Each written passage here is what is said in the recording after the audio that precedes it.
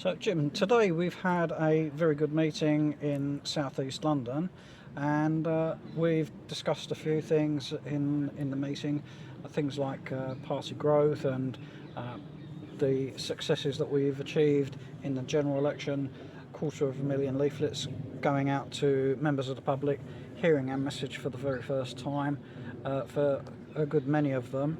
And I would say that our targets for the general election have been reached. We did very well locally a month or so before that in the local elections. How would you say we've performed so far this year? Well, we've achieved the goals we set out to achieve. The main point is that, for instance, in Doncaster North, where the 9 parties standing, we were the only party that put out leaflets on the doorstep, the only party that engaged in conversations with people, the only party that canvassed. We weren't even invited to the hustings, but we did insist on being allowed to speak. And it's very significant that some of the parties which were allowed to speak, which were allowed on the hustings, didn't even bother to turn up either at the hustings or at the count. Parties much better known than ourselves. Well, for my hustings, I wasn't even made aware of it. So On the other hand, Chris Bateman in Basildon was actually interviewed, I believe, on a local radio show, and he did get a reasonable amount of coverage in the local newspapers. So all these are positives.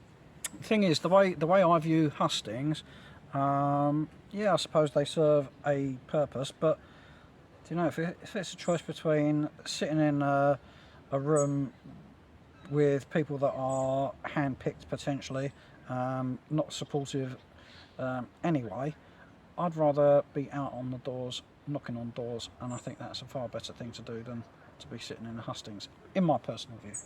It's not an unreasonable point of view. It depends on really the resources you've got. If you've got the time and the people, then of course you can do both. But in many cases, we have to take every opportunity to appear before the public. That meeting at the Doncaster hustings would have been filmed, unless we're specifically edited out of it. People who've never heard of the British Democrats will have heard of us as a result of that. And what would you say to people who are watching the videos that were filmed today of the various speakers, and if they're new to listening to us and hearing our message, joining us is all important, but supporting us, and how would you appeal to those people that are new and watching us for the very first time? Well, the absolute bottom line is that we cannot be written off as people who rant and rave and are single issue. We've made it very plain that we can argue at an intellectual level, that we can cover a multitude of aspects of modern Britain which we feel could be improved upon, and that we are people to be taken seriously, that we can argue our case. That's one reason for appearing on hustings, is we are not intimidated by bigger, old established parties that can say, well, we can disregard you because you've got nothing really to say. We have a lot to say, and we can say it coherently. All the speakers this afternoon made very strong, trenchant cases for their point of view, which can't simply be dismissed as, far right. That is simply a coward's way of evading the issue by just labelling us something which we aren't,